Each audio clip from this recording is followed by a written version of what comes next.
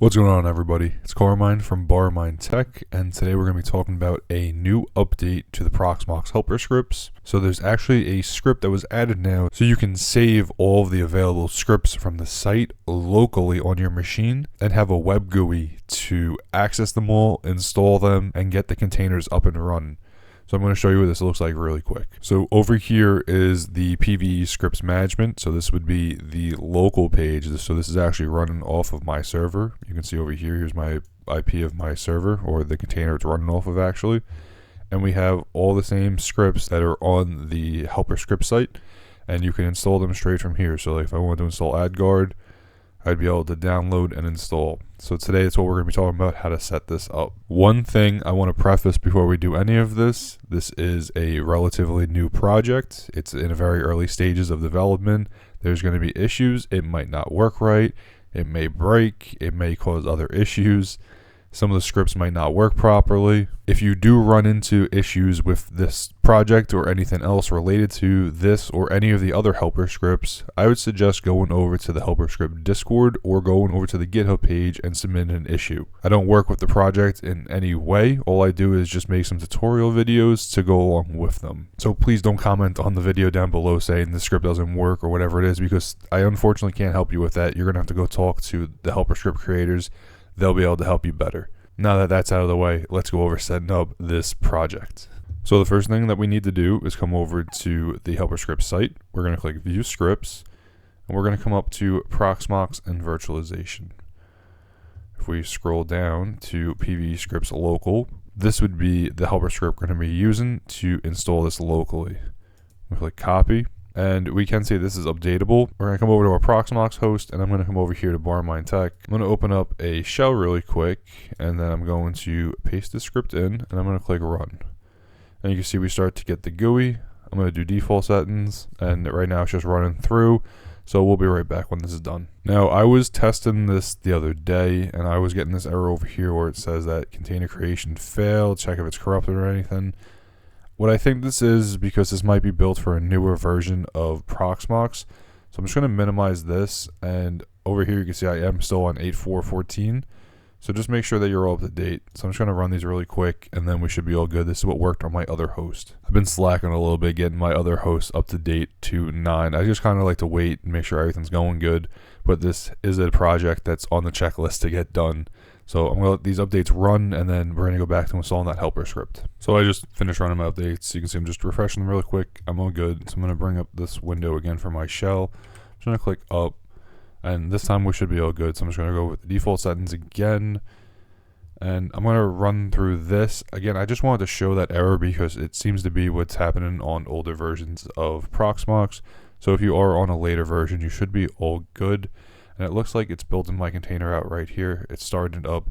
So I'm just going to let this finish up, and then we'll be right back. And you could see that now we're all set, and it gives me the URL to access this new script. Like I said, just keep in mind that if you do get that error similar to what I was getting, just make sure your Proxmox host is up to date, and you should be all good. So I'm just going to head over to this page. Here we are on the pve-scripts management. Of course, this is what I showed earlier, but now this is the new instance that we just set up. So a couple of things that I just want to do first is I want to sync the JSON files. Now, there isn't really a lot of instructions or any kind of guide on this just yet, so I kind of had to figure this out as I go. I may be missing stuff still because, like I said, there's no write-up. If we head over to the site, it just brings me back to the Helper scripts. If I click on the documentation, it does come over to the GitHub, and there's still not too much to it, which is fine. And you can see it just kind of goes through the setup really quickly. So we have accessing the web interface. We have some of this stuff over here if you ever need to reboot it. It looks like there's a couple system cuddle commands. But other than that, I mean, they don't really tell you how to set this up. Like, this does need to get connected to a Proxmox host, which unfortunately I don't see in this write-up, which is okay. So we're going to take care of that right now. So over here on the left, there's add and manage PVE servers. So over here, you just need to click on manage PVE server, and you're going to enter your server name. So mine is Barmine Tech, and we would enter in the IP for that server. And then we're going to come over here and put the local IP address in. the username, and then the password. So after you get all this in, you could just click add server and it'll connect. It'll save it to save server, so I'll do that really quick. And you can see over here now we have save servers, and we're going to click test connection, and everything's successful. You can see it. So it uses SSH to log in, and it verifies the credentials, and you're all good. Now, one thing that came to my mind is I kind of want to see what this container is doing, because I'm giving it the credentials to my node and it's connecting over SSH. So being that I'm a network security engineer, this is something that kind of intrigues me of what they're doing with this. I didn't really read through the script, and if you're somebody who is able to read through the script and understand it, I would suggest checking it out and make sure there's nothing funny going on. One thing that I did think of doing was going to the firewall for this container and limiting its access completely to only my Proxmox host, and that's it, so it doesn't reach out anywhere, because I did just give it the credentials to my host. But that's just me being a little bit of a skeptic with my security. I'm going to close this out. I don't need to save this right now, and again, I just want to click to sync to make sure everything's all good, and I think we should be. And now for the most part, we're all set. So if we want to start coming through to deploy stuff, we can. So you can see it successfully synced 400 scripts. We're all good. So let's say I want to come over here and grab an operating system. So let's say I want to do a quick Ubuntu LXC. We could do that over here. So what I'm going to do is I'm going to click load script.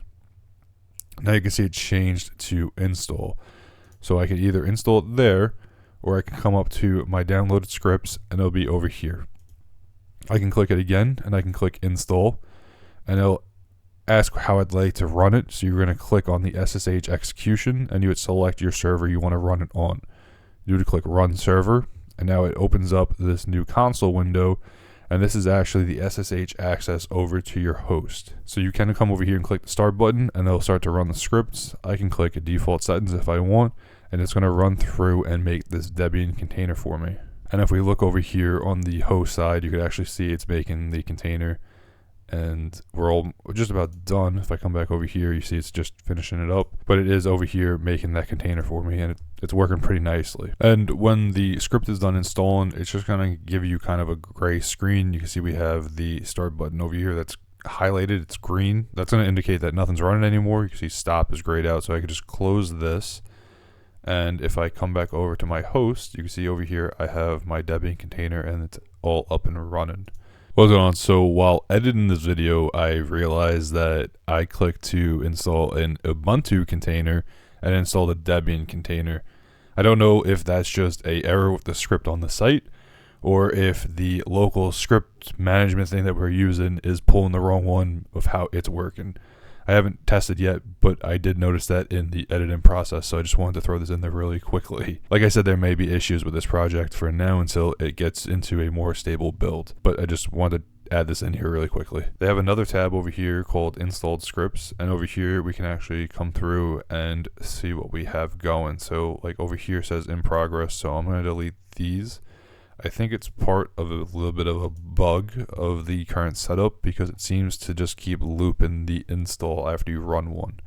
I don't know if it's just an error on my side or if it's actually a bug, but you can see how easy it is to come through and just start deploying some of the scripts from what's available. So let's say I want to come over here and install another one. Here's Dashy, which is a nice dashboard. We talked about it before on the channel. I could just come over here, click load script. I can click install. Select my server again, run on server. It's going to bring up the console. We'll click start, and it'll start running through the install. So I'll click enter. I'll click into the console. I'll click enter, give it the default settings. It's recreating the Dashy container for us. If I pop over to my host again, you can see over here I have 121 being built, and there's Dashy. Starting the container, waiting for the connection. So it's pretty much just about done. And you can see it just looks like it's about to turn it on. It should be all good.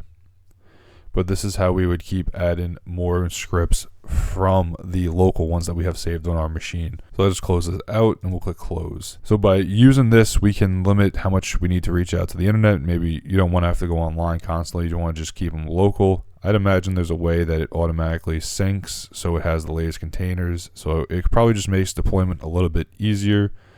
There's some settings over here so you can save some filters, or you can link your GitHub, it looks like, to help with the API calls. But other than that, I think that's pretty much all for this project. I mean, we have all the containers available. They still have the categories on the side over here. It's pretty much the same as using the site. You're just able to install them straight through. But yeah, this is the pve-scripts management. This is the local part of it. So this is actually running on our local host that we set up. So like I said, this is how we set up the PV local scripts. This was the web GUI that they created, so you can install it on your server and just install scripts locally instead of constantly reaching out for the install script on the Helper Scripts site or anything else in between. I do see how this project does have potential. It could really make the install process a lot easier. It does bring some concern to me because of the security, because we are giving this container a SSH connection to our server. I haven't read through the script's install, so I don't know all the functions it does. I may break it down later and see if there's anything a little funky in it. I don't think there will be. The guys that run the script do seem to be pretty reliable. We haven't had any issues, but given that hard-coded access to our server is something to be a little wary of. Like I said, this project's in the very early steps still, so if you do have any issues, I do suggest heading over to the Proxmox Helper Scripts Discord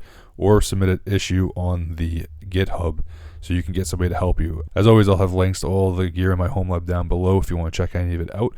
I'll have a link to the Discord server if you want to join up and chat in there. Again, I want to thank you all for watching. I'll see you in the next video, and as my buddy Don would say, hack till it hurts.